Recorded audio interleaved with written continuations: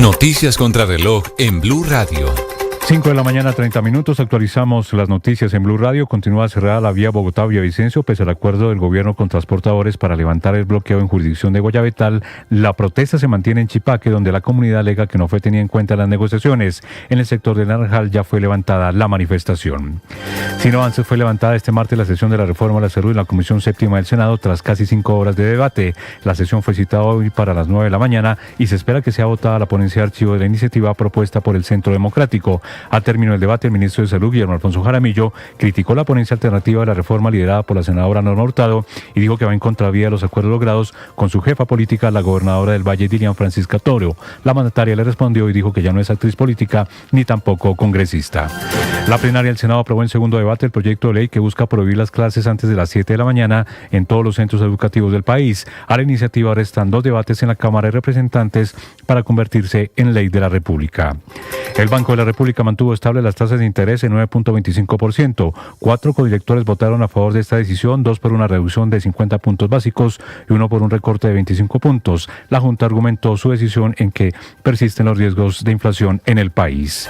Colombia decidió cancelar la línea de crédito flexible con el Fondo Monetario Internacional que tenía vigente desde abril de 2024. Ese crédito le permitía a Colombia realizar desembolsos inmediatos en casos de emergencia hasta por $8.100 millones sin necesidad de acogerse a ningún paquete o programa de ajuste. Siguen las críticas al anuncio del presidente Gustavo Petro de modificar el TLC con los Estados Unidos. En las últimas horas, la Asociación Nacional de Exportadores aseguró que el gobierno no puede modificar de manera unilateral el Tratado de Libre Comercio y aclaró que si lo quiere renegociar, debe tener antes la aprobación de los 2 gobiernos y de ambos congresos. Por su parte, el ministro de Hacienda, José Manuel Restrepo, aseguró que no se pueden poner en riesgo más de $5.500 millones en inversión que junto a las importaciones favorecen a sectores como el de las frutas, las flores, la agroindustria y el café. El expresidente y jefe del Partido Liberal, César Gaviria, calificó el retiro de la visa de los Estados Unidos al presidente Petro como otro penoso episodio que desnuda la fragilidad y la improvisación de la diplomacia colombiana durante este gobierno. Un teniente fue asesinado por las disidencias de alias Calarcá en zona rural de Anorí, en el departamento de Antioquia. El reporte de las autoridades evidencia que los disidentes activaron un campo minado y luego dispararon contra los uniformados. Ampliación de estas y más noticias en BlueRadio.com. Sigan con Mañanas Blue. Estás escuchando Blue Radio. Todo el mundo está buscando algo. Ser el primero, estar en todo lado. Todo el mundo está buscando algo. Búscanos, porque te conectamos con la información, la opinión, el entretenimiento, porque queremos que seas el primero. @Blue Radio Co. en YouTube. Búscanos. Todo el mundo está buscando algo. Blue, más que radio. Escanea este código y suscríbete a nuestro canal de YouTube, @Blue Radio Co. Y disfruta y participa de la programación de Blue Radio. Blue Radio, le ponemos cara a la radio. Blue Radio, la alternativa. Soy María Elvira Arango y los invito a escuchar Qué Locura. Testimonios reales sobre salud mental. Son 8 nuevas voces sobre salud mental con personajes que nos hablan de su experiencia con el dolor, pero también de los caminos para encontrar la sanidad. Este podcast es impulsado por porquequieroestarbien.com, el programa de salud mental de la Fundación Santo Domingo. La producción es de la no ficción y Boombox de Caracol Televisión, con el apoyo de MK.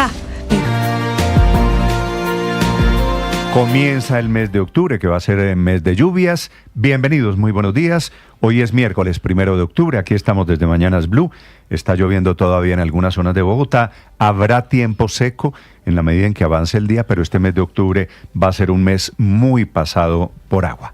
Con las noticias de Colombia y el mundo en esta mañana desde Blue Radio, aquí están también temas de conversación en las redes sociales. Camila Carvajal. Néstor, oyentes, feliz inicio de mes para todos. En este miércoles las conversaciones tienen fútbol, política y orden público. Si le parece por partes, es muy viral la imagen de la camioneta de Luis Naranjo, el exconcejal en el departamento de Arauca, en Arauquita, que mostró cómo quedó su camioneta después de que 10 hombres armados con fusil le dispararan. En el cuarto atentado que cometen contra él, se salvó. Hay 2 de sus escoltas del esquema esquema de seguridad que están heridos, pero finalmente Luis Naranjo salió ileso. Fue concejal del Centro Democrático, es pero un hombre está trabajando muy además joven. en campañas electorales para el año Claro, entrante. dice Abelardo de las Priella que estaba trabajando cercano a él y a su movimiento, pero también el Centro Democrático, que es un hombre clave en las correrías de ese partido, también de cara a las elecciones que vienen de Congreso. ¿Qué se ve en la imagen que él publica? Una camioneta destruida precisamente por los disparos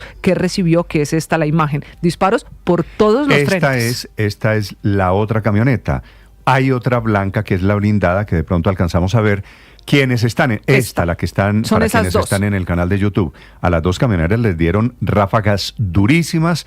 De hecho, le pega uno de los disparos a donde guarda el arma, que es lo que él muestra también. Su arma de Sí, y dotación. ahí quedan 2 disparos y él la muestra después diciendo: hasta mi sitio para guardar el arma le dieron ese disparo y no sabe, dice él, cómo se salvó de este que, le repito, Néstor, es el 4º atentado que sufre este político. Por eso el Centro Democrático dice que para él y para todos los que están en esas zonas rojas debe haber seguridad. La imagen de las camionetas es de las más virales esta mañana. En segundos, el resumen del desorden público en Colombia, porque este no es el único atentado. Vamos ahora a la tendencia política. Diego Cadena es el nombre que se repite en redes sociales, de nuevo, con las diferencias a favor y en contra de la decisión que ha dado ayer la justicia. Diego Cadena estará 7 años en casa por cárcel, condenado por un caso, absuelto por el otro, condenado por el soborno al exparamilitar Monsalve, a Juan Guillermo Monsalve, absuelto en el caso de Carlos Enrique Vélez, alias Víctor. La justicia dijo, la juez, que sí, Diego Cadena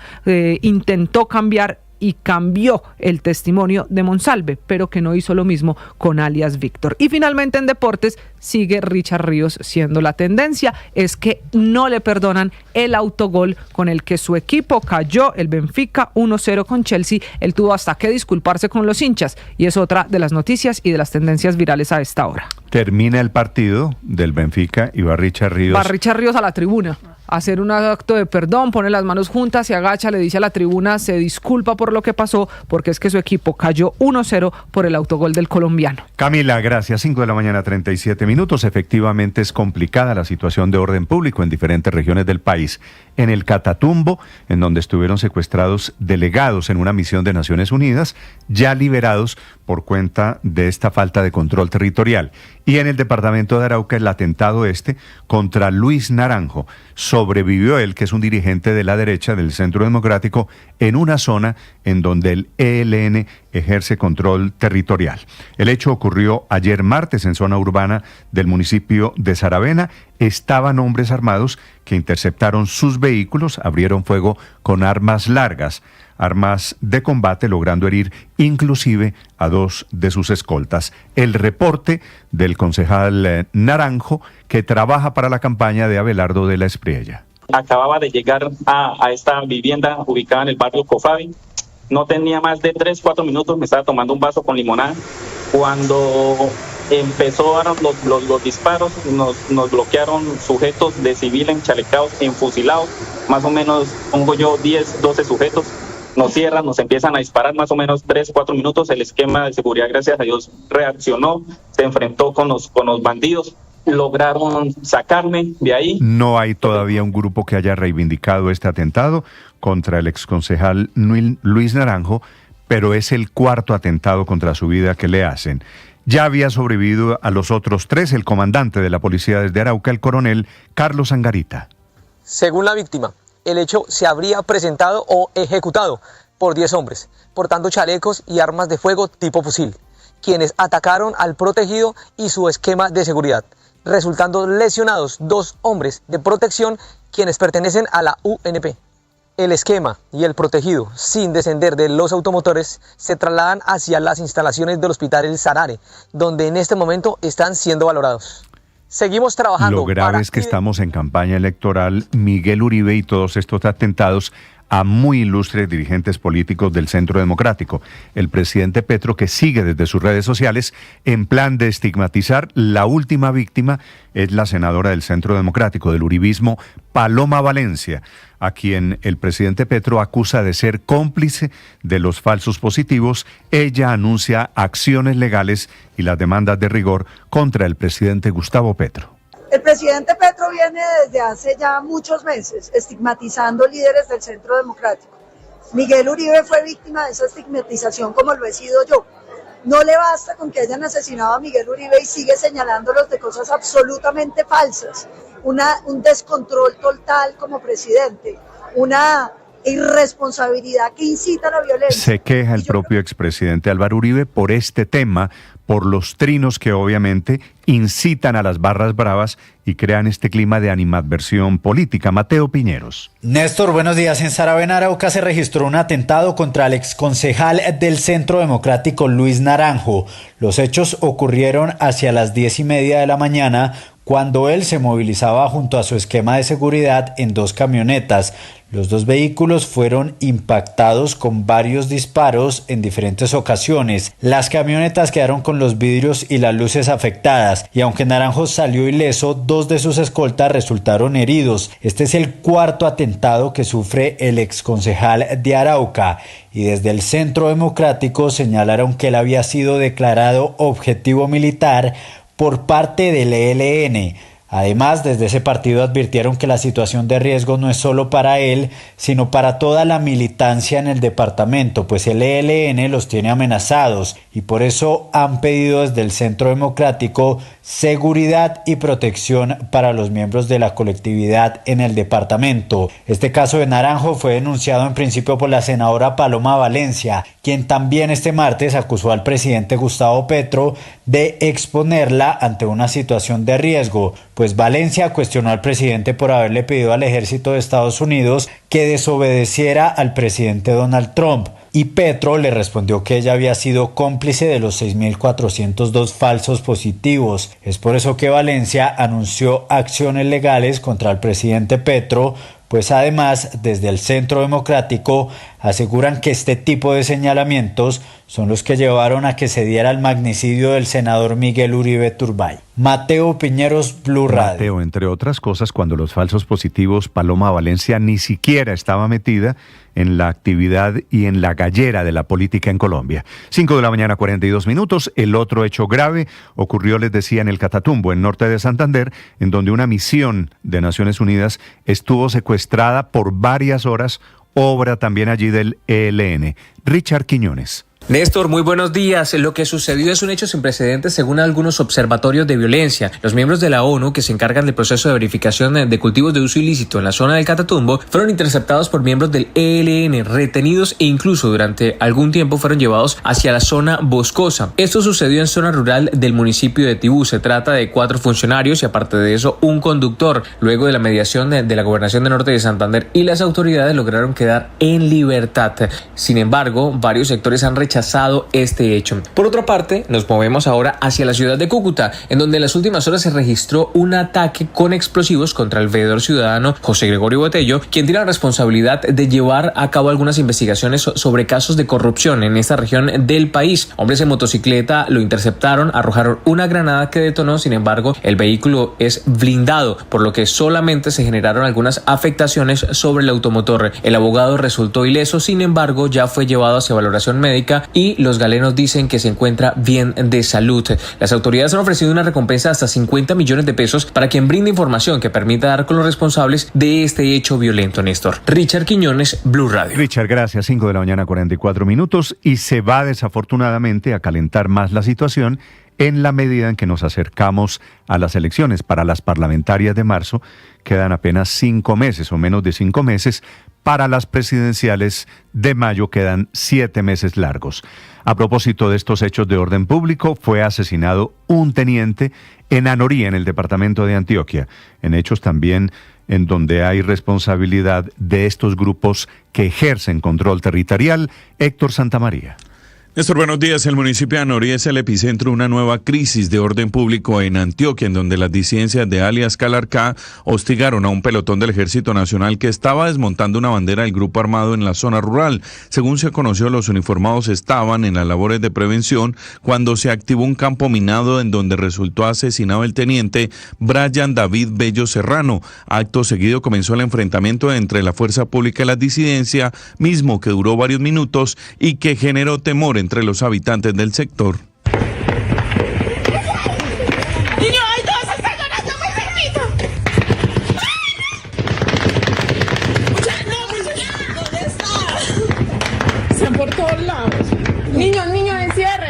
Enciérrese, Nevaluna.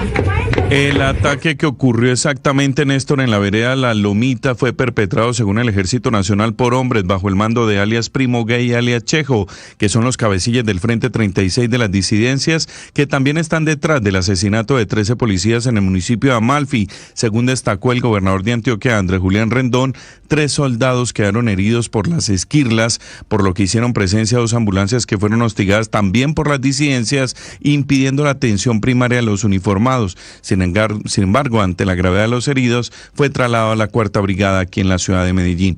El área metropolitana a esta hora, Néstor, de la capital antioqueña amanece a esta hora con 17 grados de temperatura y pararon las lluvias. El gobierno, mientras tanto, Héctor, gracias en sus batallas de siempre, batallas ideológicas con un profundo daño. Esta mañana le responde la industria azucarera del occidente del país, la poderosa industria del Valle del Cauca, a la ministra de Ambiente, Irene Vélez, que ella había dicho que la expansión de la caña de azúcar ha sido un desastre ecológico y social en el Valle del Cauca, y le responden los industriales del Valle del Cauca. Hugo Mario Palomar. Néstor, buenos días. En el marco de la Semana de la Biodiversidad en Cali, la ministra de Ambiente, Irene Vélez, generó una polémica cuando durante su intervención pública aseguró que hay unas élites en el Valle del Cauca que se apoderaron de la tierra fértil para el monocultivo de la caña de azúcar, desplazando a las comunidades campesinas a las zonas montañosas. La ministra señaló que además hay ingenios azucareros que están agotando y contaminando las aguas subterráneas. En esta región, 70 años de la expansión de la caña de azúcar ha sido un desastre ecológico. Y no solo ecológico, sino también social. Y creo que en esto hay que ser muy enfáticos en la medida en que, por ejemplo, la ocupación de la tierra para la producción de caña de azúcar aquí ha agotado las fuentes de agua subterránea. Azocaña salió a responder a la ministra. La presidenta del gremio, Claudia Calero, dijo anoche que los ingenios azucareros son los que más cuidan las fuentes de agua y los recursos naturales, y que en 4 departamentos del occidente del país hay sembradas 239.000 hectáreas de caña, que son solamente el 9% del área apta para la agricultura en esta región. Por ejemplo, en el Valle del Cauca solo se aprovecha el 48% del área cultivable, y a pesar de esto, este departamento es líder en producción de naranja, uva, lulo, pepino, entre otros. También es importante contarles que el 75% de esas 239.000 hectáreas son de más de 12.000 familias que han elegido sembrar caña. Los sindicatos de trabajadores de la agroindustria de la caña de azúcar, a través de un comunicado, también rechazaron las declaraciones de la ministra de Ambiente, y cualquier intento, dicen estos sindicatos, de estigmatizar una actividad productiva que genera más de 280.000 empleos formales en esta región del país. Tiempo seco en Cali, temperatura a esta hora 20 grados. Hugo, Néstor. gracias. 5:48 minutos. Hablando de economía, bajó la cifra de desempleo. Dice el DANE que la del mes de agosto es la más baja desde que hay registros. 8.6 el nivel de desempleo en Colombia, atribuido fundamentalmente al crecimiento de generación de empleo del sector industrial. Hay nuevos puestos de trabajo, menos dinámica que en los meses anteriores, pero hay nuevos puestos de trabajo. Reporte que entrega la directora del DANE, Piedad Urdinola.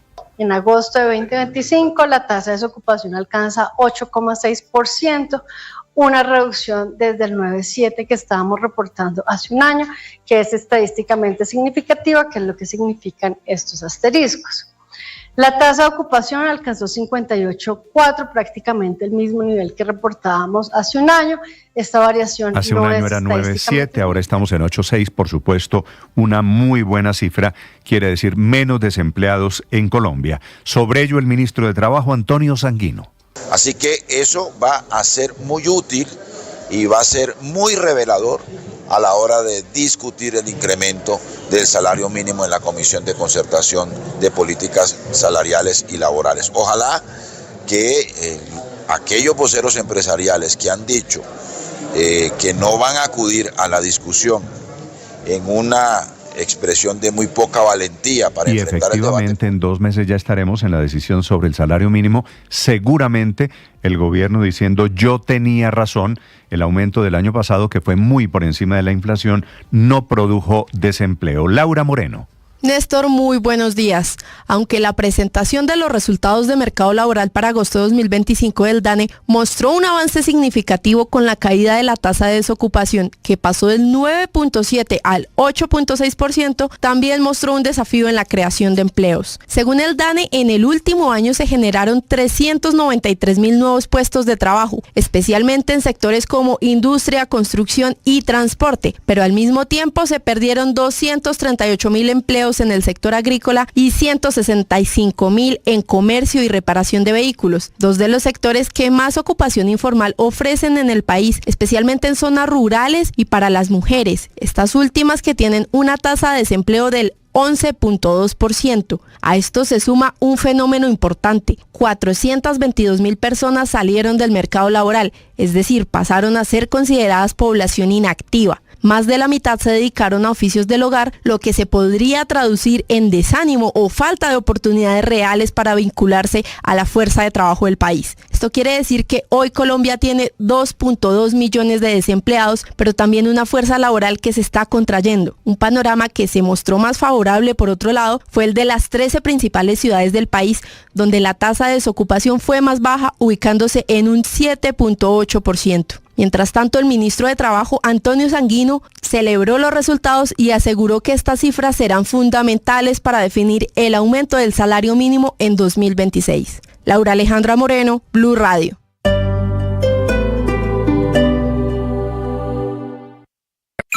Escanea este código y suscríbete a nuestro canal de YouTube, @Blue Radio Co. Y disfruta y participa de la programación de Blue Radio. Blue Radio, le ponemos cara a la radio. Blue Radio, la alternativa.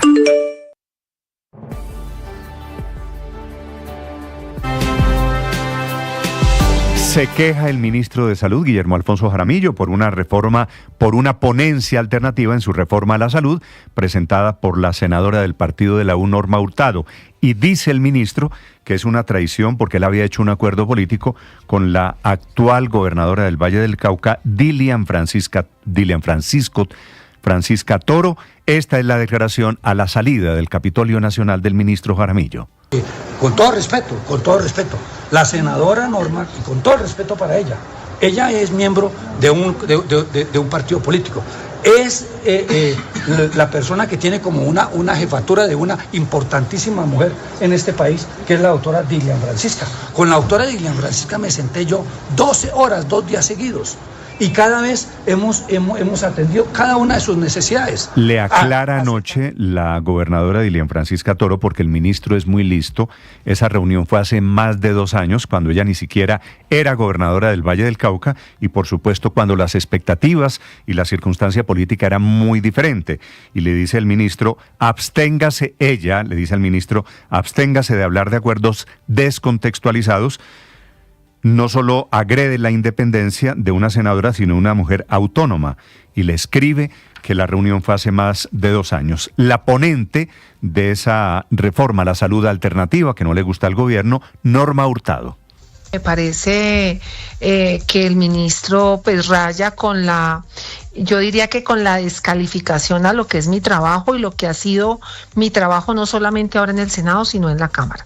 Yo siempre he sido una mujer estudiosa, una mujer con mucho criterio, y también he tenido la posibilidad de presentar ponencias. Unas me han sido aprobadas, otras no me han sido aprobadas. El ministro intentando retrotraer un acuerdo de hace 2 años. Dice, me senté con Dilian Francisca, pero no dice que esa reunión fue hace 2 años. Esa reforma a la salud, que por fortuna sigue embolatada, que agrava y que convierte en más público el sistema que ya hoy maneja mayoritariamente el gobierno a través de las intervenciones. El ministro del Interior, Armando Benedetti. Eso es lo que yo pienso, a eso es lo que yo vengo. ¿A qué viene? ¿A hacer una concertación sobre la ponencia alternativa, ministro? A tratar de hacer magia, vamos a ver. ¿Pero qué significa eso? Buscar puntos de acuerdo. Yo le digo hablando en serio y en broma, pero lo que le estoy diciendo es que lo que se trata es de buscar un acuerdo para salvar. El ministro del Interior, que a propósito está dentro del gabinete en una pelea brutal, la enésima con otro de sus compañeros, ahora con el ministro de Justicia, Eduardo Montealegre, que le dice en un chat privado, ladrón, bufón, que tendría que renunciar, que está saboteando el proyecto de paz total del gobierno. Todo fuego amigo dentro del gobierno por enésima vez. Sobre la reforma a la salud y sus tropiezos, Andrés Carmona. Néstor, buenos días. Aunque se esperaba que la sesión avanzara luego de 5 meses de dilación, solo se pudo presentar la ponencia de archivo de la reforma a la salud por parte del senador del Centro Democrático, Alirio Barrera, con participación de asociaciones de usuarios de EPS, representantes del gremio, pacientes y académicos del sector. Una de las principales críticas la hizo el director de la Federación Colombiana de Enfermedades Raras, Diego Gil, quien advirtió que en los 9 meses que lleva el 2025 han muerto cerca de 1.500 pacientes por enfermedades raras, la cifra más alta en los últimos 10 años, por cuenta de la crisis y la terquedad del gobierno de insistir en el proyecto de reforma a la salud sin resolver primero la crisis financiera del sistema. Por su parte, el presidente global de salud de Keralty, Juan Pablo Rueda, señaló que durante el periodo de intervención de la EPS Sanitas por parte de la Superintendencia de Salud se presentó un deterioro patrimonial de 1,7 billones de pesos. La respuesta vino por parte del senador verde Fabián Díaz. Un paciente que puede salvar su vida si recibe la atención oportuna, un paciente que puede salvar su vida si recibe los medicamentos, un paciente que puede salvar su vida siendo atendido y no es atendido por un sistema de salud que se termina Las 5 de la mañana, 56 minutos, esa reforma a la salud que tendrá algún desenlace en los próximos días. Hablando de noticias en Bogotá, la Fiscalía, atención, descubrió una estafa masiva. Cayeron 200 personas engañadas con falsas compraventas de vehículos. Felipe García. Hola Néstor, sí señor, una estafa masiva que funcionó durante 5 años bajo la fachada de un concesionario falso en el norte de Bogotá, puntualmente en Iserra 100. Este robo comenzaba en redes sociales donde los delincuentes contactaban a ciudadanos interesados en cambiar o vender sus carros, automóviles y camionetas de cualquier marca. Una vez convencidos, las víctimas entregaban su vehículo y pagaban $1.000.000 de pesos para avanzar en la negociación. Sin embargo, nunca recibían el dinero prometido ni la recuperación del vehículo. En varios casos, Néstor, los mismos vehículos fueron vendidos hasta 3 veces con contratos ficticios de compraventa y en total más de 200 personas perdieron sus bienes y ahorros, por lo que el robo fue estimado en más de 7.700 millones de pesos. 7 personas fueron capturadas, entre ellas el cabecilla de esta banda, Luis Felipe Rodríguez, a quien un juez envió a la cárcel. Esta es Blue, más que radio. Todo el mundo está buscando algo. Ser el primero, estar en todo lado. Todo el mundo está buscando algo. Búscanos, porque te conectamos con la información, la opinión, el entretenimiento, porque queremos que seas el primero. @Blue Radio Co. en YouTube. Búscanos. Todo el mundo está buscando algo. Blue, más que radio.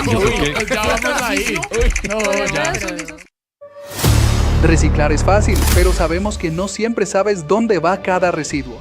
Soy Bruno, reportero de sostenibilidad de Blue, y estoy acá para que descubras que tú tienes el poder de proteger lo irreemplazable: el agua, la energía y el planeta. ¿Sabes cuál es el primer paso para reciclar? Fácil, divide los residuos. Si el residuo está limpio y seco, es aprovechable y va a la bolsa blanca. Si el residuo está sucio o contaminado, no es aprovechable y va a la bolsa negra. Y si no estás seguro, trata de dejarlo lo más limpio posible dentro de la bolsa blanca. Los recicladores sabrán qué hacer con él. Así de fácil se recicla a blanco y negro y podemos darle una nueva vida a nuestros residuos. Conoce más en www.bluradio.com o escaneando el código QR. Una iniciativa de Blue en alianza con Wiro. Soy María Elvira Arango y los invito a escuchar ¡Qué locura! Testimonios reales sobre salud mental. Son 8 nuevas voces sobre salud mental con personajes que nos hablan de su experiencia con el dolor, pero también de los caminos para encontrar la sanidad. Este podcast es impulsado por porquequieroestarbien.com, el programa de salud mental de la Fundación Santo Domingo. La producción es de la no ficción y Boombox de Caracol Televisión, con el apoyo de MK, medicamentos totalmente confiables. Escúchenos desde este 17 de septiembre en su plataforma de streaming preferida. Boombox Podcast, un mundo por escuchar. Escanea este código y suscríbete a nuestro canal de YouTube, @Blue Radio Co. Y disfruta y participa de la programación de Blue Radio. Blue Radio, le ponemos cara a la radio. Blue Radio, la alternativa.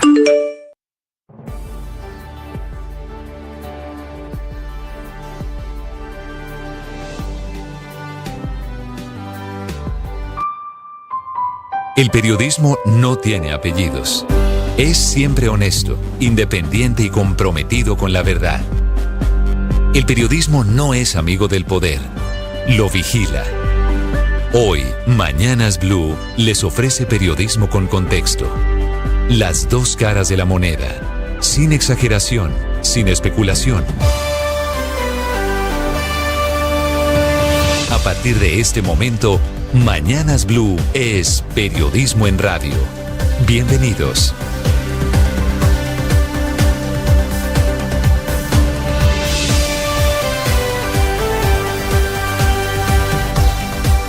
Seis de la madrugada, 40 segundos. Bienvenidos, muy buenos días. Un gusto saludarlos. Les deseo feliz mes de octubre a todos. Esta madrugada Estados Unidos enfrenta un inédito cierre de su gobierno, que significa que 4 millones de trabajadores federales se quedaron esta madrugada sin trabajo. Ahora los pueden recontratar. Pueden trabajar gratis, que es lo que están haciendo, por ejemplo, en las fuerzas militares o inclusive operadores aéreos.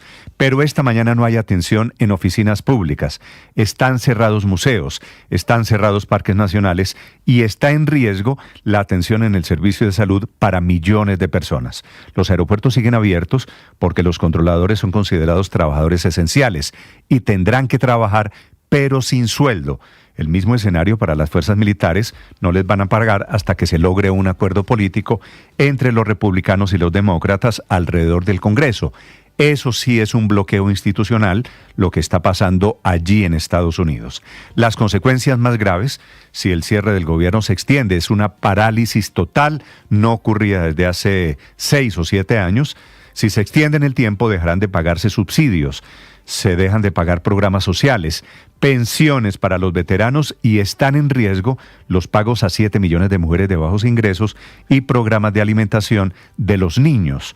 No estaba Estados Unidos en esta situación caótica de crisis desde hace muchos años, a la que intentó no llegar el presidente Donald Trump, amenazando con que iba a tener la oportunidad de echar a funcionarios demócratas. Ni siquiera esa amenaza le cerró. El último cierre duró 35 días, así que esta podría ser una crisis política inédita e impensada para la administración Trump, que se quedó sin presupuesto después del fracaso político en el Congreso anoche por la falta de un acuerdo. Bienvenidos, hablando a propósito del presidente Trump, les contaré, y está amenazando, por supuesto, muy a su estilo, no solo en Washington. Les contaré de las posibilidades de éxito de su plan de paz para el Medio Oriente, porque todavía el gobierno de Hamás no responde.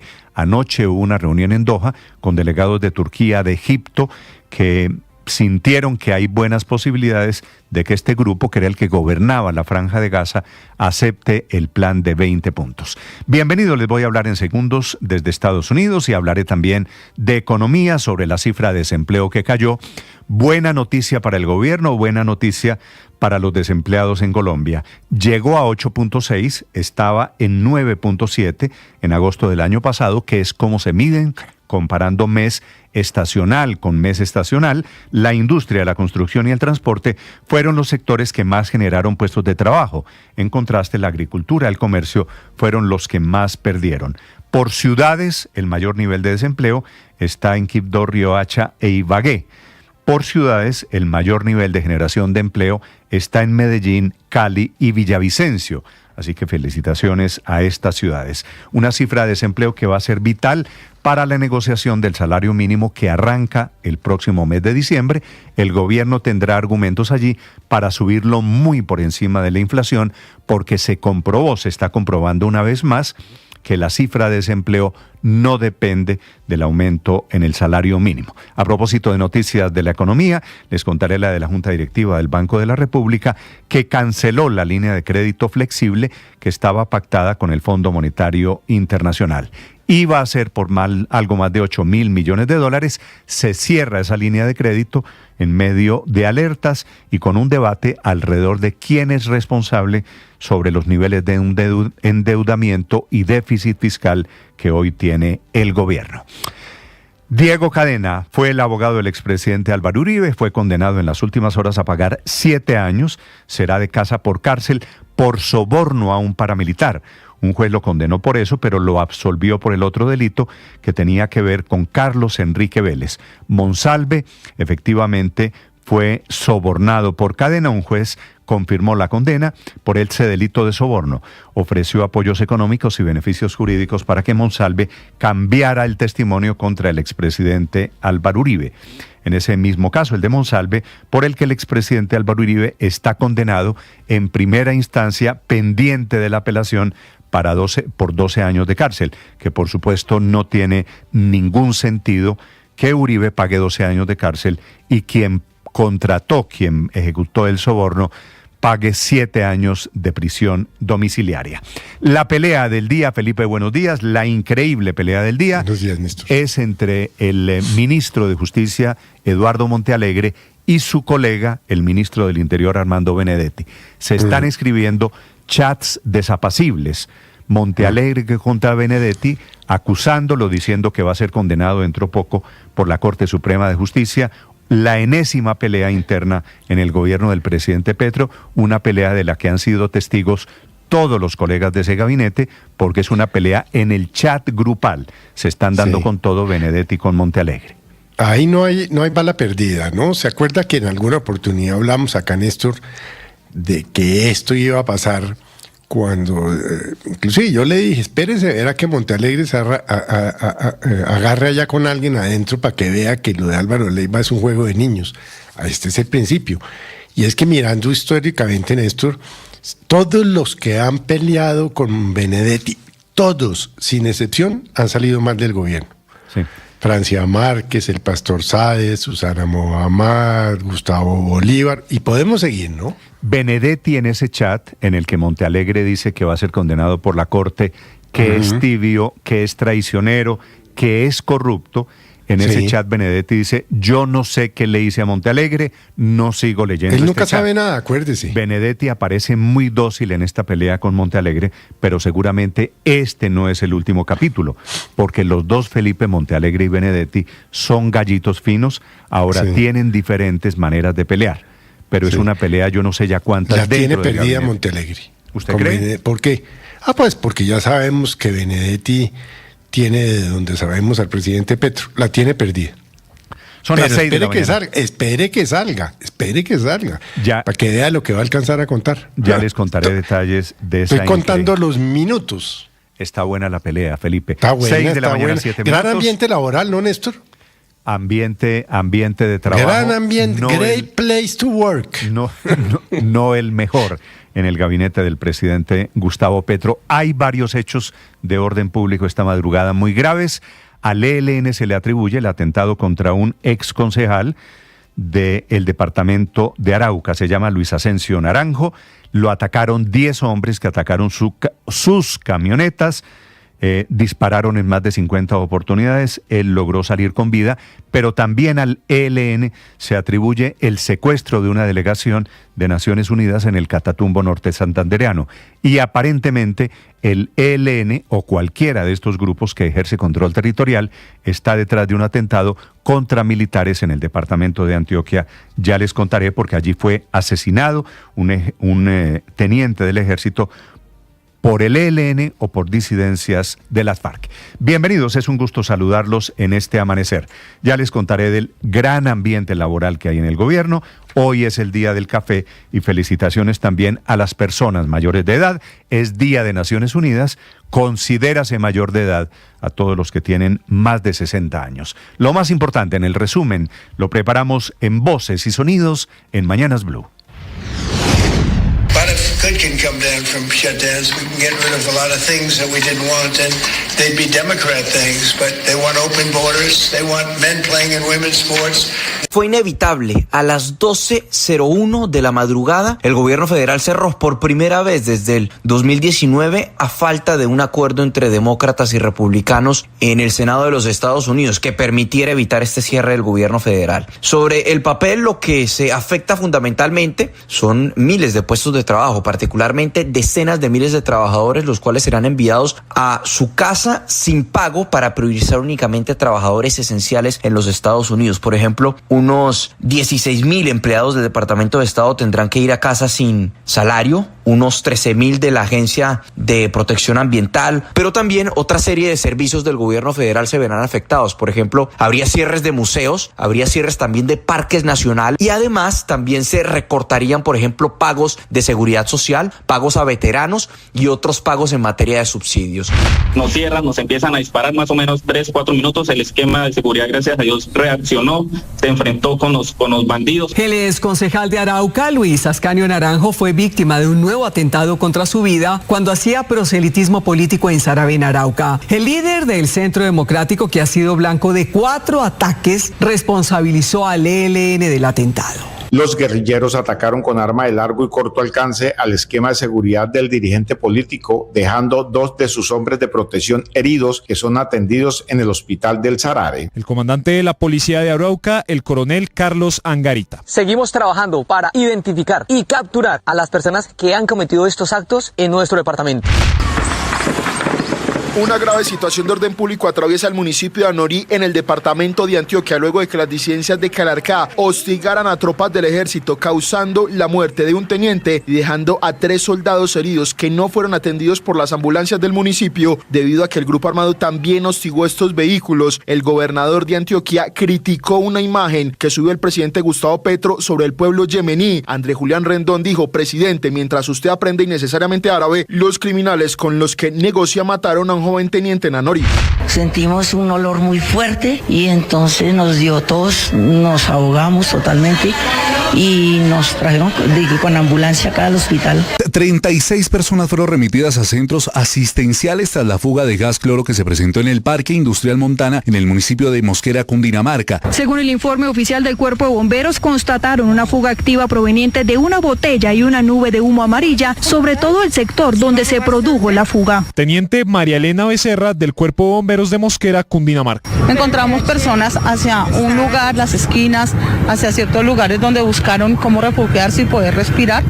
Fue condenado Diego Cadena, el abogado del expresidente Álvaro Uribe Vélez, a la pena de 7 años de prisión domiciliaria por el delito de soborno en actuación penal y fue absuelto por los hechos relacionados con el intento de soborno en el episodio de Carlos Enrique Vélez, alias Víctor. Así lo anunció el juez tercero de conocimiento de Bogotá. Condenar a Diego Javier Cadena Ramírez como coautor penalmente responsable del delito de soborno en la actuación penal por los hechos que constan en la acusación relacionados con Juan Guillermo Monsalve Pineda e imponer la pena principal de 84 meses de prisión. Para no pasar por la pena de que a Colombia le quiten el acceso a la línea de crédito flexible del Fondo Monetario Internacional, el gobierno ha decidido adelantarse y romper el acuerdo con el Fondo Monetario. Este fue el anuncio que hizo el gerente del Banco de la República, Leonardo Villar. Las autoridades colombianas han tomado la decisión de cancelar el acuerdo de la línea de crédito flexible del Fondo Monetario Internacional que Colombia tenía vigente desde abril de 2024. Para el ministro de Hacienda, Germán Ávila, no nos perdemos de nada. No estaba dentro de los propósitos del gobierno acceder a esta línea. El Banco de la República mantuvo inalterada su tasa de interés de 9.25% en el mes de septiembre. Esta decisión se da a causa de los riesgos persistentes de inflación en el país. El gerente del Banco de la República, Leonardo Villar. La Junta Directiva del Banco de la República decidió por mayoría mantener inalterada la tasa de interés de política monetaria en 9.25%. Se llevó a cabo la sesión de discusión de la reforma a la salud en la Comisión Séptima del Senado y tras casi 5 horas de debate, esta se levantó y continuará hoy a las 9 de la mañana. Y al término del debate, el ministro de Salud, Guillermo Alfonso Jaramillo, criticó la ponencia alternativa de la reforma liderada por la senadora Norma Hurtado y dijo que va en contravía de los acuerdos logrados con su jefa política, la gobernadora del Valle, Dilian Francisca Toro. Entonces yo no puedo entender que haya un jefe político y al mismo tiempo una persona que se representa en un partido que haga totalmente diferente lo que nosotros pactamos con una persona tan importante como la autora Dilian Francisca. Le respondió la gobernadora al ministro y le recordó que esas conversaciones fueron de hace 2 años y que hoy en día ya no es actriz política ni tampoco congresista. Aumenta la tensión entre Estados Unidos y Venezuela luego de estas declaraciones de Donald Trump, que no descarta mirar muy seriamente a los carteles que vienen por tierra en referencia al territorio venezolano.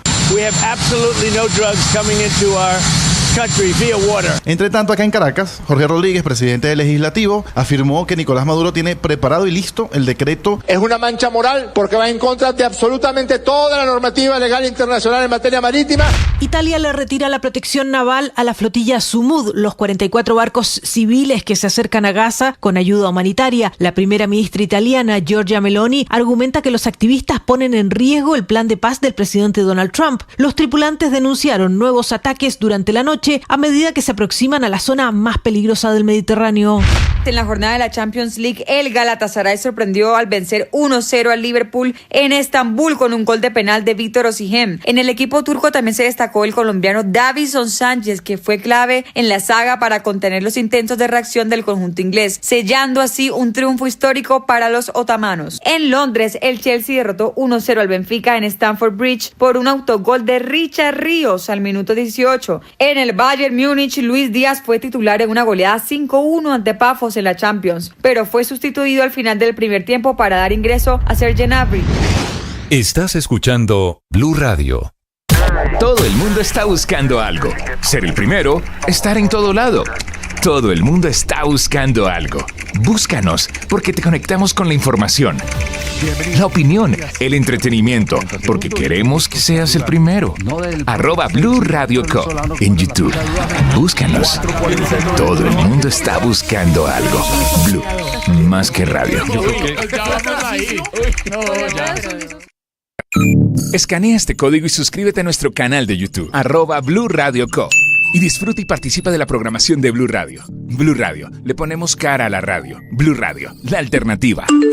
Los vamos a acompañar esta mañana con noticias, con historias. Los saludo desde Mañanas Blue. Feliz mañana para todos. Mañanas Blue con Néstor Morales es de nuevo el programa más escuchado en Colombia.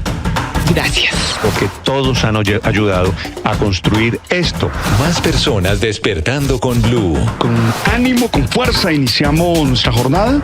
Más razones para darles 1.000.000 de gracias por hacernos la número 1. Blue, más que radio. Soy María Elvira Arango y los invito a escuchar Qué Locura, testimonios reales sobre salud mental. Son 8 nuevas voces sobre salud mental con personajes que nos hablan de su experiencia con el dolor, pero también de los caminos para...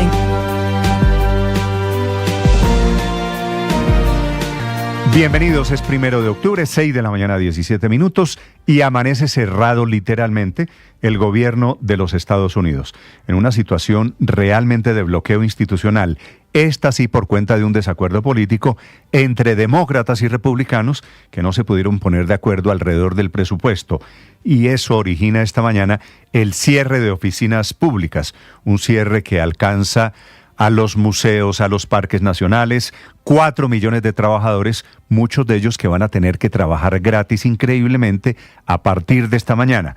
Y no es casualidad que sea el comienzo del mes de octubre. 6:17 minutos desde Washington, Juan Camilo Merlano. Néstor, buenos días. Y cada día que pase se irán sintiendo poco a poco más efectos de este cierre de gobierno. Un término que escuchamos mucho habitualmente en la política estadounidense, pero que normalmente se consigue un acuerdo de última hora. Pues esta vez no fue así. Por primera vez desde finales del 2018, que estuvo cerrado por 35 días el gobierno federal, técnicamente hoy el gobierno de los Estados Unidos no tiene plata, se quedó sin recursos. Al día, unos 750,000 trabajadores del gobierno federal son puestos en licencia no remunerada. Son cerca de 4 millones los que se ven afectados inmediatamente. De esos, al día 750,000 son puestos en licencia no remunerada. Otros tienen que venir al trabajo, tienen que ir al trabajo sin ser pagados, como por ejemplo los llamados trabajadores esenciales, aquellos que trabajan como oficiales de aeropuertos, controladores aéreos, ciertos miembros de las fuerzas militares, como por ejemplo los miembros de la Guardia Nacional que han sido desplegados por la capital de los Estados Unidos, tendrán que seguir trabajando sin recibir salario. Oficiales de ICE también que es la agencia migratoria, también se podrían ver afectados. ¿Qué es lo que se mantiene en estos momentos? Los programas, los subsidios, programas de salud también, de alimentación, en el corto plazo se mantienen, pero si este cierre de gobierno persiste durante varias semanas, esos programas poco a poco se irán apagando. Por ejemplo, hay un programa de alimentación para mujeres y para sus hijos, cerca de 7 millones de mujeres lo reciben, que es de alimentación y de nutrición, que ayuda con recursos para comprar mercados y acceder a servicios de salud. Si se extiende por más de una semana, ese programa sería afectado. También el dinero que da para los veteranos, las pensiones, seguridad social, programas como Obamacare, también para lo que tiene que ver con actividades turísticas. Por ejemplo, parques nacionales también se verían afectados, cierre eventual porque funcionarios del gobierno no irían a trabajar.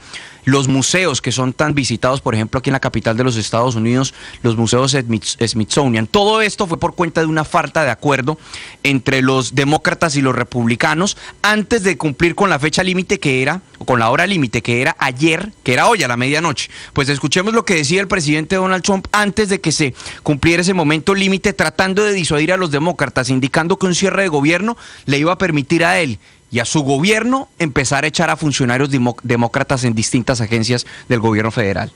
We're doing well as a country, so the last thing we want to do is shut it down, but a lot of good can come down from shutdowns. We can get rid of a lot of things that we didn't want, and they'd be Democrat things, but they want open borders, they want men playing in women's sports. Allí decía el presidente Trump, nos está yendo muy bien como país, ninguno de nosotros quiere cerrar el gobierno, pero muchas cosas positivas pueden derivarse de un cierre de gobierno. Podemos acabar con políticas de fronteras abiertas de los demócratas, podemos acabar con políticas en distintos estados que permiten que los hombres participen en deportes de las mujeres, decía él, y podemos echar a varios funcionarios fundamentalmente demócratas de las distintas agencias del gobierno federal. Era lo que decía el presidente Donald Trump. Esta disputa es por cuenta de una exigencia de los demócratas, quienes buscan que el presidente extienda unos subsidios en salud en el programa de Obamacare, que fueron suspendidos por Trump en una pasada legislación y que según ellos, la realidad como está ahora, obligaría a que los estadounidenses tengan que pagar entre $400 a $600 costos adicionales en salud al mes. El presidente Trump ha dicho que quiere buscar un punto medio, pero que no el plan de los demócratas. Ayer el Partido Republicano necesitaba 60 votos para poder avanzar con esta legislación, es decir, que necesitaba por lo menos 8 votos del Partido Demócrata que votaran junto a ellos. No fue exitoso, antes de la medianoche se puso sobre la sesión de la plenaria del Senado una proposición, o más bien un proyecto presupuestal para extender la financiación del gobierno federal hasta el 21 de noviembre. No obstante, los demócratas no se sumaron, solamente se sumaron 3, por lo tanto quedaron cortos en los votos necesarios. Al finalizar esa ronda de votación, habló el líder de los senadores republicanos en el Senado, John Thune, destacando la posición de los demócratas, o lamentándola más bien. There are some conversations. There are Democrats who are very unhappy with the situation that they're in. And what we're saying is that we need, as I think was pointed out here, another 5. We need 8 total. Allí decía, necesitamos otros 5 porque 3 se pusieron del lado de ellos. Hay algunas conversaciones que estamos sosteniendo en este momento porque no todos los demócratas están felices con lo que está pasando. ¿Cuál ha sido la estrategia del presidente Trump? Publicar fotos y memes a través de sus redes sociales. Ha publicado memes, por ejemplo, del líder de los demócratas en la Cámara de Representantes, Hakeem Jeffries, y del líder de los demócratas en el Senado, Chuck Schumer. Los pone con un bigote, con un sombrero de mariachis y les coloca una voz con inteligencia artificial por encima, como si estuvieran diciendo que son unos perdedores. También publicó una foto en las últimas horas de una reunión que sostuvieron antes del momento límite de la medianoche en el despacho Oval. Se ve al presidente Trump señalándolos en tono burlesco. Los recibió con 2 gorras, dos gorras de Trump 2028 rojas que estaban sobre el escritorio presidencial, así como también otra serie de elementos que hacían alusión a una campaña presidencial que por la Constitución no lo permite, porque solamente le permitiría el actual periodo como límite al presidente de los Estados Unidos, Néstor. Juan Camilo, gracias. Esta es la pelea del día en los Estados Unidos, una pelea de fondo, es lo que se llama técnicamente, allí sí, un bloqueo institucional. Felipe, en Colombia la pelea es entre 2 ministros. Esta yo nunca la había visto, Felipe, porque es la pelea del chat del grupo del gabinete. Es una pelea adentro, no es una pelea por fuera en la que se dan puñal. No, esto es una pelea delante de los 19 miembros del gabinete. En ese chat está Eduardo Montealegre y en ese chat está Armando Benedetti. Así es. Que son los que se cruzan estos mensajes, Felipe. Montealegre con unas acusaciones muy duras contra Benedetti, diciéndole que dentro de pronto estará en la cárcel, dentro de poco estará en la cárcel. Y que la Corte Suprema de Justicia tiene lista la condena contra Benedetti. Benedetti, que está acusado de varios casos en la Corte Suprema de Justicia. Ahí no hay bala perdida, ¿no? Esa pelea está para alquilar balcón, pero además ese son el tipo de cosas que dice Eduardo Montealegre, porque Eduardo Montealegre tiene una lista de esas de difusión en la que yo estaba metido, pero pues me salí, pero se la pasa diciendo ese tipo de cosas. Felipe, lanza acusaciones sin fundamento como un locato, ¿no? Aquí es cuando usted está en un chat con 20 personas, es un chat público, ¿no? Eso. No, pues claro, Néstor. ¿Cómo tiene usted la privacidad en un chat con 19 ministros? A ver, 18 ministros. Montealegre le dice a Benedetti que es un fantoche, que tiene que irse ya del gobierno, que es un corrupto, que está lista la condena en la Corte Suprema de Justicia, pero que es un tibio, que todo el país conoce el modus operandi. Néstor. Señor. Es el ministro de Justicia y eso agrava la circunstancia, porque imagínese usted el ministro de Justicia anunciando, según él, es una fantochería porque él es un fantoche, utilizando la expresión que él utiliza, que la Corte Suprema de Justicia tiene una condena, es decir, que él lo sabe, que él tiene, digamos, vínculos con la Corte Suprema de Justicia que le permite afirmar eso.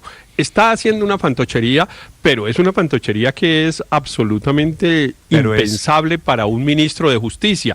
Acuérdese usted que además él ya se había expresado en unos términos similares con el hoy magistrado de la Corte Constitucional, Ibáñez, Héctor Carvajal.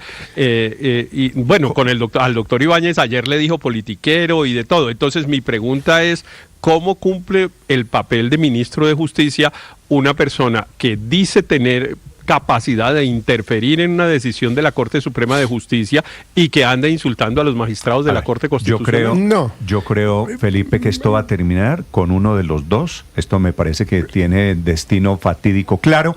Uno de los dos, o Montealegre o Benedetti, se deben ir dentro de poco del gabinete, y quiero decirle que ambos son pesos pesados. Ambos, para utilizar la expresión del doctor Montealegre, ambos son gallitos de pelea. Sí, pero si hay alguno de los dos que ha de salir por entre otras cosas porque dicen que el presidente está muy incómodo con eso, no va a ser Benedetti. ¿Usted cree que Benedetti vuelve a ganar este pulso? Vuelve, lo gana. Benedetti sabe muchas cosas. El silencio de Benedetti bien vale todos los ministros que tengan que salir.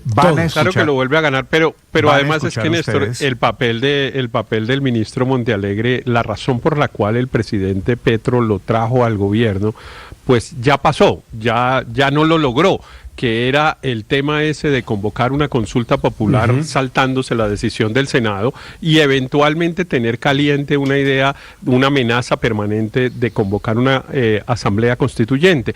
La asamblea constituyente ya dijeron que era para el próximo gobierno y para el próximo Congreso. No, lo de la asamblea, y pues el tema de la consulta eso no tiene ni pies ni cabeza. Y lo del tema de la consulta está terminado y perdido para el gobierno. Entonces sí Montealegre lo trajeron para hacer una cosa y le salió mal. Pero yo sí creo que hay algo que puede generar consecuencias políticas si llega eventualmente a salir el ministro Eduardo Montealegre. Y es el futuro, seguramente, del último proyecto con el que contaba o intentaba sacar el gobierno adelante en el Congreso. ¿La reforma a la justicia? El proyecto de ley de beneficios a los jefes de las bandas. Bueno, es que eso es la paz total. Esa es la paz total. Y ese es el comienzo. Ese es el beneficio, por ejemplo, para el Clan del Golfo que está negociando en Qatar con el gobierno. Ese es el comienzo de esta pelea. Van a escuchar ustedes el tono de Montealegre y van a escuchar ustedes, por otro lado, la prudencia, entre comillas, de Benedetti, que en una pelea entre Montealegre y Benedetti, el prudente es Benedetti, que dice: yo no entro más a este chat, yo no le respondo a Montealegre. Pero es que conociéndolos a los dos, en ese caso, el prudente es Benedetti. 6 de la mañana, 28 minutos, esta es la pelea. Felipe, usted me dijo con razón, gran ambiente de trabajo en el gabinete. Great place to work. En el gabinete. Se llama eso. Agradable ambiente laboral. Siga usted. Felipe, no es la primera, yo sospecho que no va a ser la última. Fíjese que usted saque la lista de todas las peleas. Pero han pasado internas. Muchas. Laura Sarabia tuvo ahí muchas peleas en ese chat siendo canciller. Y todas son peleas que desnudan el tono dentro del gabinete del presidente Petro. Esta es la enésima, le repito, entre Eduardo Montealegre y Armando Benedetti. Informa Marcela Peña. Néstor, buenos días. Y es que empezaron llamándose tibios y terminaron a insultos en el chat de los ministros del gabinete del gobierno de Gustavo Petro. La conversación comenzó con las visas y con el reclamo del ministro del Interior, Armando Benedetti, por lo que él llamó una falta de solidaridad, por ser tibios y no salir todos a renunciar a su visa americana. La primera en responder aquí fue Angie Rodríguez, directora del DAPRE. Escribe en este chat: Álvaro Rueda, liberal de Santander, entre otros, quiere hundir el proyecto de ley de la paz total a punta de dilaciones. Programaron una audiencia para dentro de mes y medio en Barranca. Como van las cosas, ni siquiera se va a discutir en comisión primera. La oposición es tramposa y Benedetti, el ministro del Interior, que solo sirve para hablar paja y sembrar caos, ahora ya no tiene ningún interés en el proyecto como lo hizo al principio. Así no se puede. El Titanic de la paz se hundirá. Entra aquí en escena el ministro de la Justicia, Eduardo Montealegre, y dice: Benedetti es un tibio con la paz total. Solo le interesan titulares de prensa y desprestigiar a los compañeros de gabinete. Ahora posa de macho alfa del gobierno. Benedetti ya ha causado muchos daños. No sea fantoche, váyase ya, no más. Este ministerio le quedó grande, sea serio. Yo necesito su ayuda. La necesita el presidente. Ese es uno de los mensajes y ese es el tono con el que se dirige al ministro del Interior, quien le responde: no le he hecho nada malo para que hable así de mí. Déjeme quieto, y bonita forma de pedir ayuda. No leeré más este chat. Siguen los mensajes y Montealegre continúa sacándole los trapitos al sol al ministro y avanzando en los insultos. Le dice: Benedetti sigue con el mismo modus operandi. Grabó una conversación privada con Laura Sarabia y luego la filtró a semana para crear la crisis más grande que ha tenido este gobierno. Tras de ladrón, bufón. ¡Qué peligro! Aquí el clima laboral lo está haciendo invivible Benedetti, insultando a los ministros y propiciando el caos. ¡Qué belleza! Y luego el mensaje más polémico de todos: vamos a ver qué tan gallito de pelea es Benedetti cuando la Corte Suprema de Justicia lo meta muy pronto a la cárcel por corrupto. Ese es el tono del chat de ministros esta semana. En todo caso, gran ambiente laboral.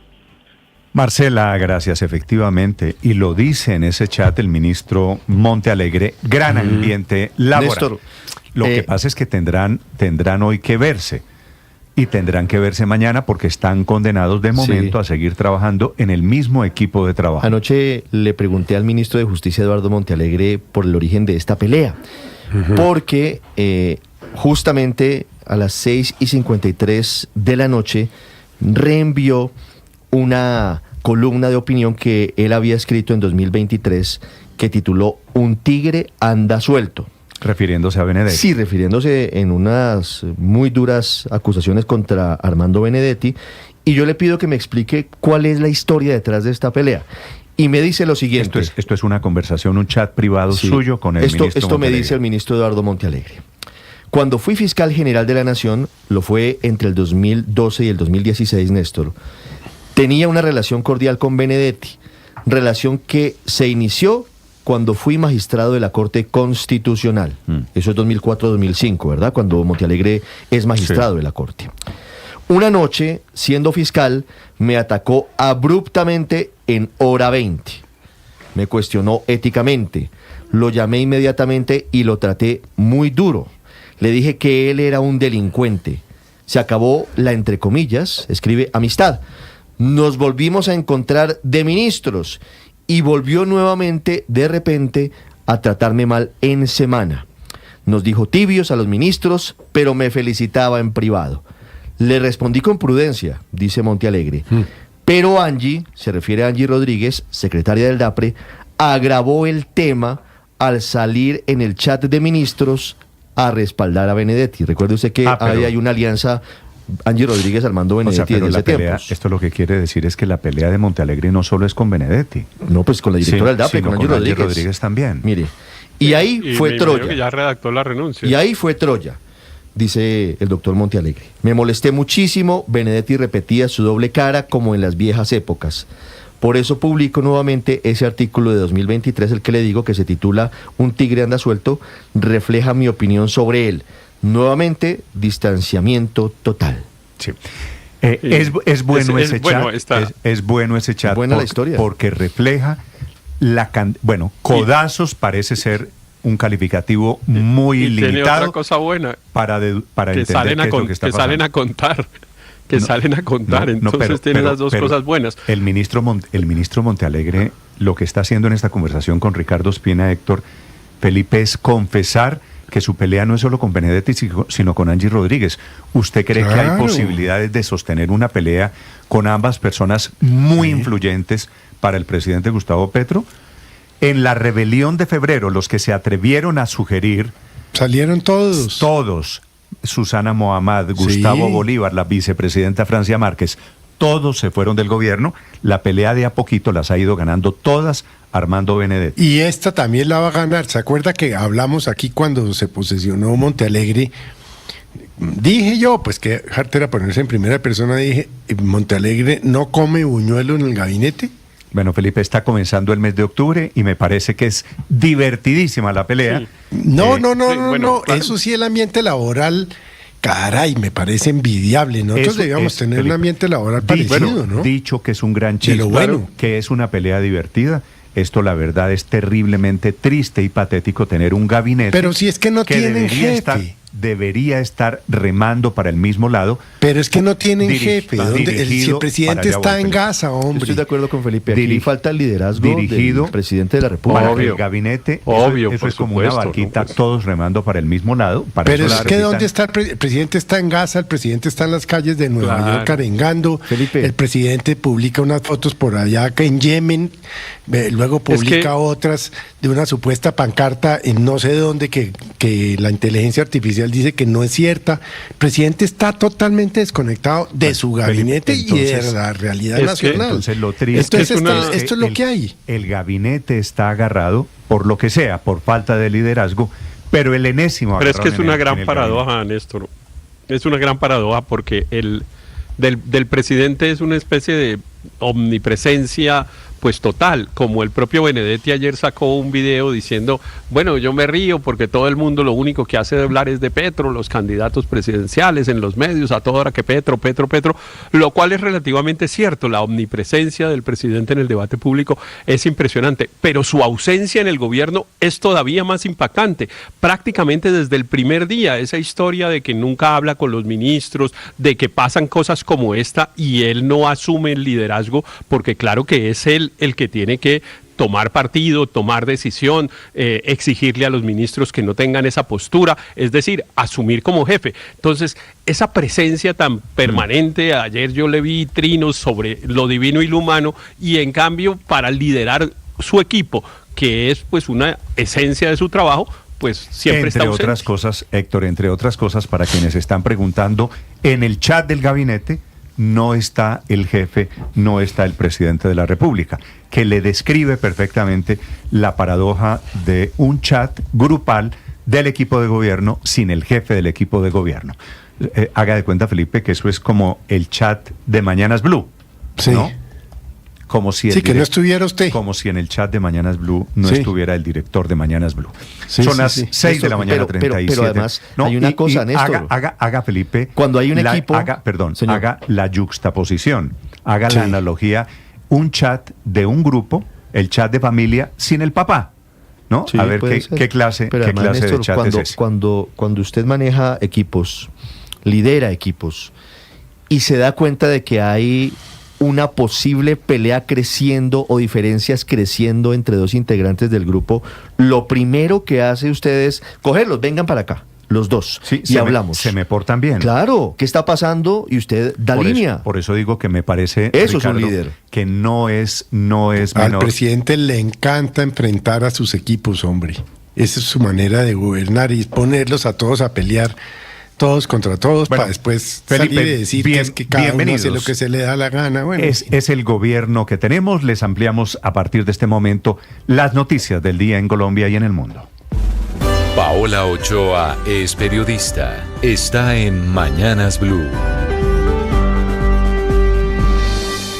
6 de la mañana, 38 minutos. Mañana agridulce en materia económica, con 3 gotas amargas por las tasas de interés que se mantienen quietas, cancelación de la línea de crédito flexible del Fondo Monetario y preocupación por la muy débil situación fiscal del país, pero de otro lado con dos grandes terrones de azúcar, unas reservas internacionales sólidas en 65.500 millones de dólares y ante todo y sobre todo por los buenos resultados en materia de empleo, con una tasa de desempleo en agosto del 8.6% anual, inferior al 9.7% del mismo mes del año pasado y según el DANE, el menor nivel de desempleo en toda la historia del país, menor todavía incluso en las 13 principales ciudades donde se ubica en el 7.8%, muy jalonado por los buenos resultados en Medellín, Cali y Villavicencio y gracias a los 393.000 puestos de trabajo que se crearon en el último año en la industria y la construcción, que contrastan además con los 238.000 que se perdieron en comercio y en reparación de vehículos y que después de sumas y restas dejan a Colombia con un total de 2.2 millones de desempleados y una tasa de desempleo en el 8.6%, la menor de toda la historia según el DANE. No obstante, y aquí viene algo muy curioso, la tasa de ocupación se mantiene estable y sin ningún cambio, 58.4%, exactamente el mismo nivel de hace un año, planteando así un dilema existencial y es cómo es posible que baje el desempleo pero la tasa de ocupación se mantenga exactamente igual, un misterio cuya respuesta parece estar en la enorme cantidad de colombianos que desistieron de buscar trabajo. 442.000 personas que salieron del mercado laboral en el último año, que ya se consideran como inactivas y que ya no entran a contar en las estadísticas de desempleo. No obstante, hasta hace muy poco, ese casi 500.000 de personas estaban buscando trabajo y ahora, por la razón que sea, desistieron finalmente de buscarlo, ya sea porque se aburrieron de buscarlo y no encontrarlo, o ya sea porque se dedicaron a trabajar dentro de su propio hogar, en lo que se conoce como economía del cuidado, que incluye mantenimiento del hogar y cuidado de otras personas como hijos, ancianos o personas con discapacidad. Ricardo Ospina es periodista. Está en Mañanas Blue. Son las 6 de la mañana y 41 minutos. Hoy está citada una nueva audiencia de imputación de cargos en contra de Nicolás Petro, uno de los hijos del presidente Gustavo Petro, por presuntas vinculaciones con un hecho de corrupción. Esta vez se trata de un episodio que está relacionado con contratos con la gobernación del Atlántico, que se hicieron aparentemente de manera irregular por medio de todo un entramado que tendría documentado la Fiscalía a través de la Fundación Conciencia Social. ¿Qué delitos lo imputar la Fiscalía si se logra hacer la audiencia hoy a Nicolás Petro?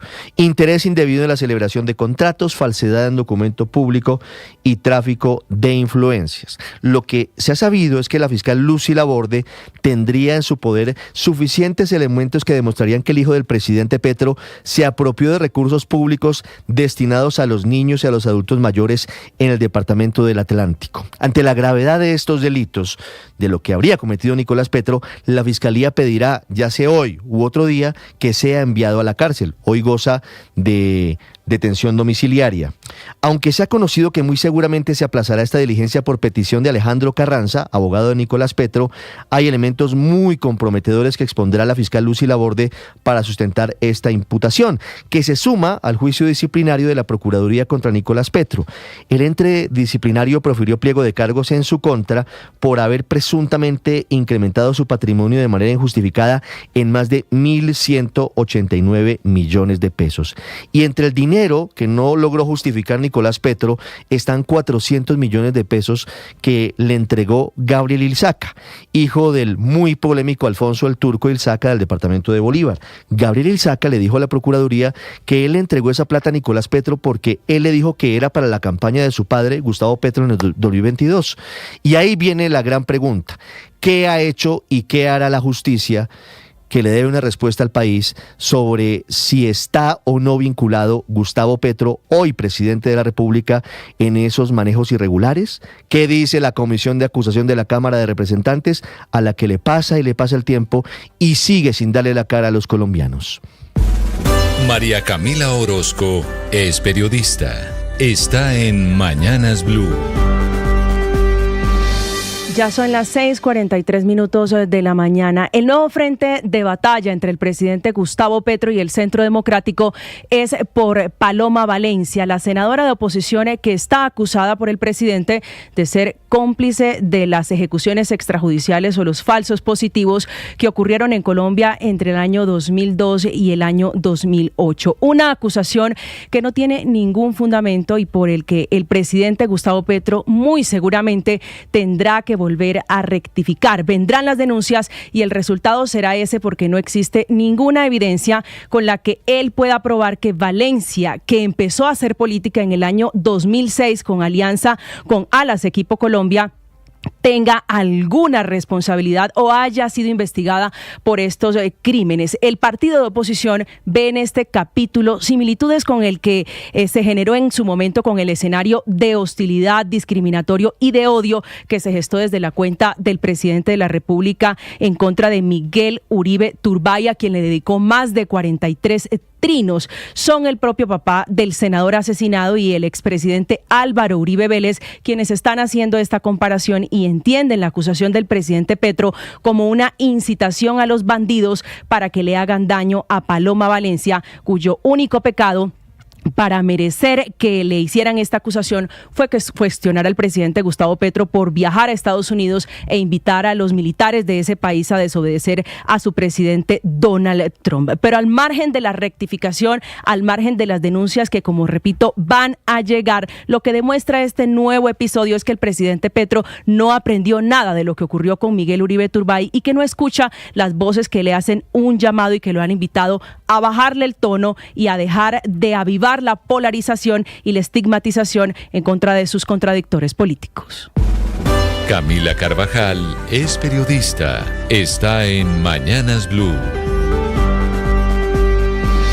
6:45 a.m. Ayer les contaba de los cambios en las EPS por los decretos y resoluciones del Ministerio de Salud que van a obligar al traslado de hasta 2.3 millones de personas de EPS. Pero esta mañana hay más. El Ministerio de Guillermo Alfonso Jaramillo publicó para comentarios un borrador de resolución que va a cambiar las obligaciones de las ARL, porque las mete con más funciones y responsabilidades a hacer parte del nuevo modelo de salud del gobierno, ese que de a poco, de a cuentagotas, el gobierno está ordenando por decreto en medio del enredo político de su reforma a la salud en el Congreso de la República. El documento, que repito, fue publicado para comentarios, dice que las administradoras de riesgos laborales, las ARL, por ejemplo, Sura, Positiva, o Colmena, o Colpatria, o Bolívar, solo por mencionar algunas, pasarán a ser parte de entidades de atención primaria en salud, que es la manera con la que el gobierno quiere mezclar el sistema de seguridad social, el de las EPS,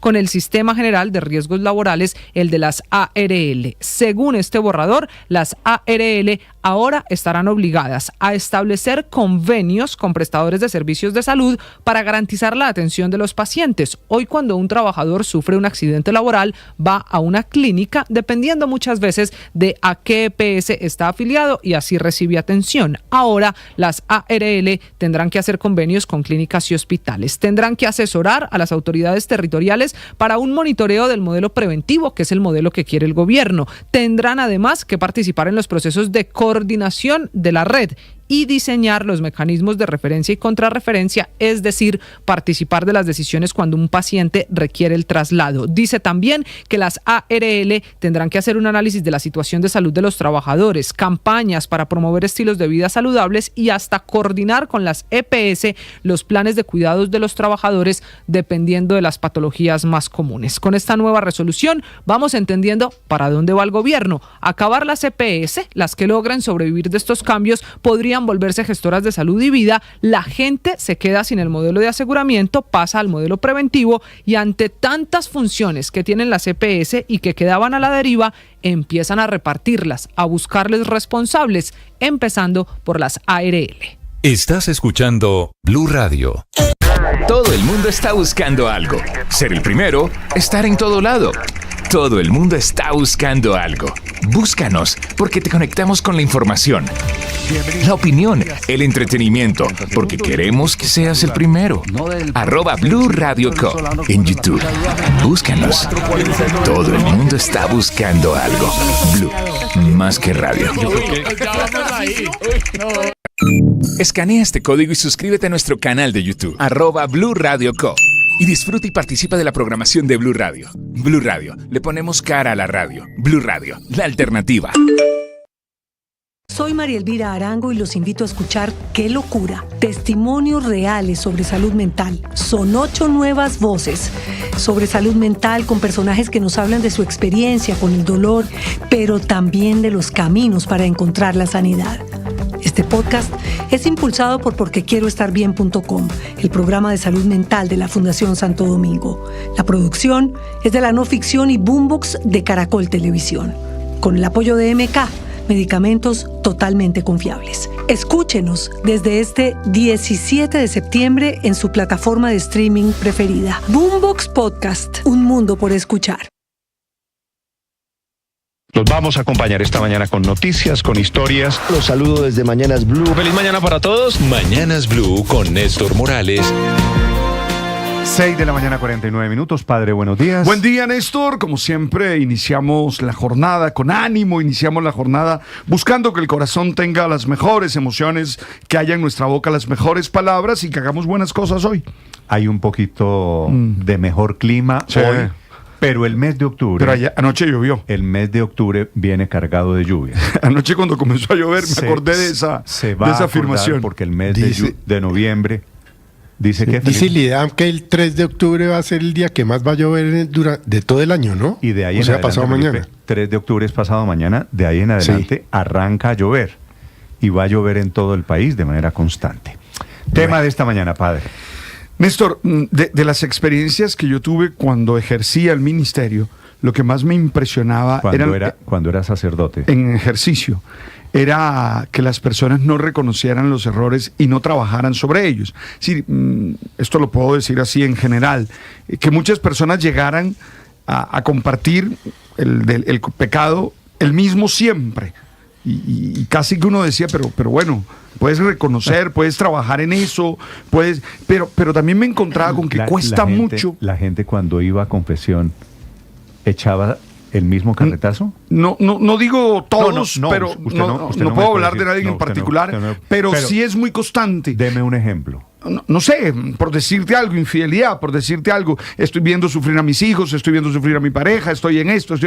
Bueno, y se ponían tareas y volvía y pasaba. Padre, entonces, vengo a confesar que fui infiel. Ok. Entonces, claro, se te ponían tareas, se te decían, trabaja en esto. Y volvía a lo mismo, con los mismos dolores. Yo digo, ¿qué pasa? Que a veces uno no reconoce los errores. Y yo creo que para uno poder cambiar, para uno poder mejorar, tiene que reconocer los errores. En estos días con una amiga estuvimos metidos en un error y lo que llegábamos los dos cuando conversábamos es, necesitamos reconocer que no hicimos las cosas como teníamos que hacerlas. Punto. Entonces, hoy quiero hablar de la necesidad de reconocer las embarradas de uno para poder cambiar, para poder trabajar. No hay que excusarse. No hay que justificarse. Hay que decir sí. Pero me parece bueno, padre, el cuento de pedir perdón una y otra vez. ¿De lo mismo? De la misma infidelidad. A mí eso me impresiona. Entonces... Quiero hablar de eso, de reconocer. Ya viene el padre Linero y ya viene Ricardo Rego con la información deportiva. Ricardo. Hola, Néstor. Feliz mañana para usted y para todos. Óigame, nace una nueva novela alrededor de James Rodríguez. Esta semana, sobre el viernes, debemos conocer convocatoria de la selección mayor para los partidos de el 11 y el 14 de octubre, que se harán frente a México y Canadá. En México dicen que no renueva, que se va a la MLS, James Rodríguez, es decir, no seguiría en el León. Ya le vamos a contar cuál es la película que hoy están contando en México sobre el futuro del 10 de la selección el equipo número Colombia. 30 en la carrera de James Rodríguez. Bueno, lo veremos, exactamente. Y a uno que le están dando con todo es a Richard Ríos. El hombre del autogol ayer con el Benfica frente al Chelsea en Liga de Campeones. La prensa de Portugal hace eco de calificativos de fraude, de que es puro humo. Mejor dicho, no le perdonan. ¿De verdad? De verdad. Es que mire, pagaron 27 millones de euros. Un autogol es un accidente. Pero a veces el precio versus tu rendimiento va siendo implacable, y ese es tal vez el calificativo. Son implacables con Richard Ríos en Portugal por su momento. Ya les contamos además cuál es el radar hoy de los colombianos en Liga de Campeones, y por supuesto le seguimos el paso a nuestra selección Colombia Sub-20 en el Mundial de Chile, porque parece y pinta repite nómina para enfrentar a Noruega en procura del lugar de liderato y casi que clasificación a la próxima fase. Escanea este código y suscríbete a nuestro canal de YouTube, @Blue Radio Co. Y disfruta y participa de la programación de Blue Radio. Blue Radio, le ponemos cara a la radio. Blue Radio, la alternativa.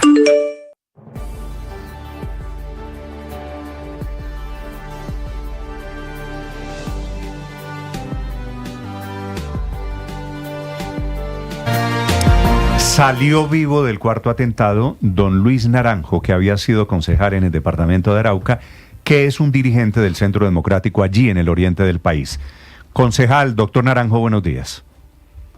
Néstor, lastimosamente no puedo responder un buen día porque en este momento tengo a los muchachos en una situación. Pero sí, usted está vivo y ellos están... Bendito Dios. Sí, ellos están, tengo entendido, hubiera podido ser mucho más grave.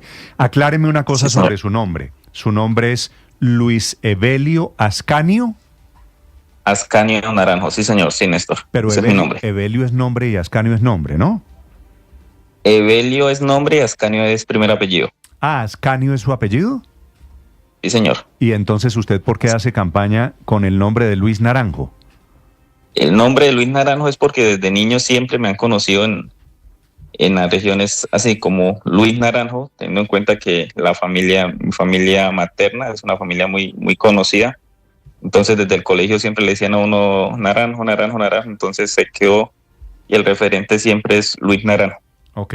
Es por ello. Vale, entendido eso. Señor Naranjo, ¿qué fue lo que pasó este atentado? Ya van 0 y van 4. Usted logró sobrevivir. Ayer le pegaron más de 50 tiros, unas imágenes, la verdad, muy impresionantes, a los 2 carros, al suyo y al de su escolta. ¿Quién fue y cómo salió usted vivo para contar el cuento esta mañana? Pues Néstor, es algo que al día de hoy intenta uno asimilar porque la magnitud del ataque tan vil, cobarde y terrorista por parte del ELN fue una cosa bárbara,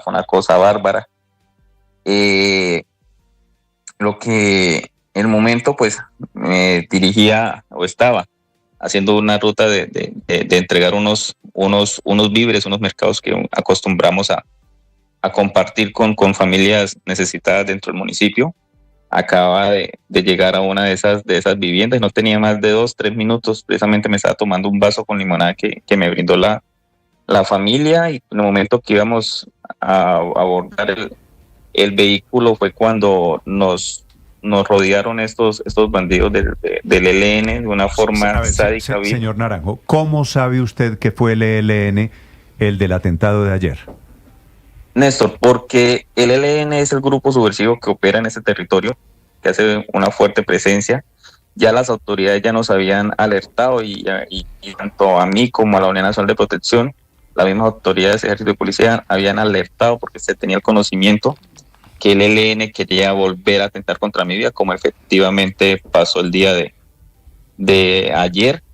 Muchas personas también, personas cercanas, pues nos han manifestado que efectivamente fue el ELN, porque como fue el atentado ocurrió en una parte, digamos, casi céntrica, entonces muchas personas pudieron vivir también y evidenciar el ataque. Entonces tenemos con certeza de un 100% que la acción terrorista fue por parte de los bandidos del ELN. No pudo ser nadie diferente al ELN.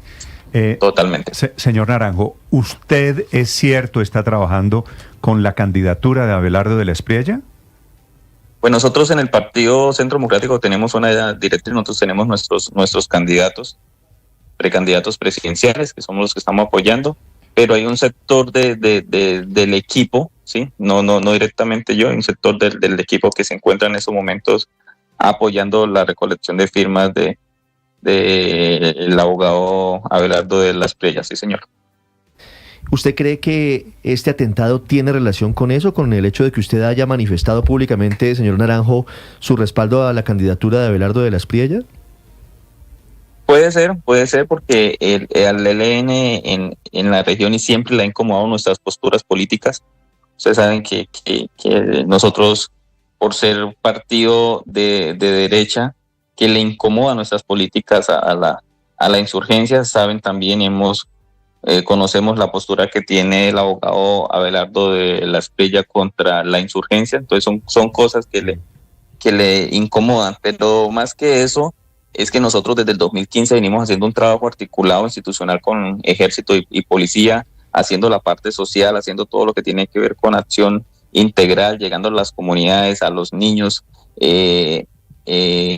con programas que favorezcan directamente a la comunidad, y eso ha sido lo que le ha incomodado al ELN, ser nosotros también las personas que ponemos el pecho y denunciamos todo el accionar terrorista y delictivo del ELN, tanto en su aparato militar como político y social dentro del departamento. Somos nosotros esas voces de aquellos que por miedo y temor no pueden denunciar, y nosotros lo hemos venido denunciando, y eso es lo que se le ha convertido, digámoslo así, la piedrita en el zapato al ELN, porque nosotros no nos hemos quedado callados, y con el pasar del tiempo somos los que hemos denunciado públicamente todo el accionar de esos grupos terroristas en el departamento. Sí, señor Naranjo, ¿usted desde hace cuánto tiempo cuenta con esquema de seguridad?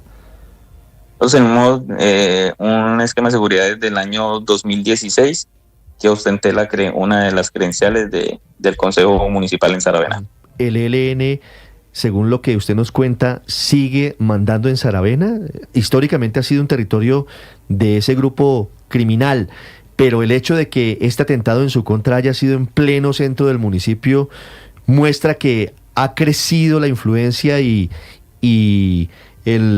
digamos que el desarrollo del ELN en la región.